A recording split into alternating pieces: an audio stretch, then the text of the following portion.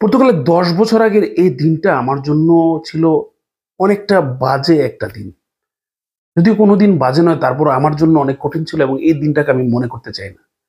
এমন এক ঘটনার মাঝে দিয়ে আমি পার হয়েছিলাম যে এই দিনটা আমাকে মনে পড়লেই আমাকে অনেকটা আবেগপ্রবণ করে দেয় বা আমার মধ্যে ক্রোধ জাগ্রত হয়। তো তারপর থেকে আমি পণ করেছিলাম আমাকে অবশ্যই পর্তুগিজ ভাষা শিখতে হবে। স্কুল খুঁজে পাইনি। তারপরও আমি নিজে চেষ্টা করেছি কিভাবে যোগাযোগ করার মতো, কথা বলার মতো কিছু পর্তুগিজ ভাষা আমি শিখতে পারি। এবং আমার সেই চেষ্টায় আমি সফল হয়েছিলাম। আর যে আমি পর্তুগিজ ভাষা রপ্ত করার যে চেষ্টায় সফল হয়েছি, তার অভিজ্ঞতাও কিন্তু আপনাদেরকে জানিয়েছিলাম। এমন সেই ভিডিওটি এই ভিডিওর কমেন্টে অথবা ভিডিওর ডেসক্রিপশনে থাকবে। আপনারা চাইলে সেই অভিজ্ঞতা কাজে লাগিয়ে যোগাযোগ করার মতো পর্তুগিজ ভাষা শিখতে পারেন।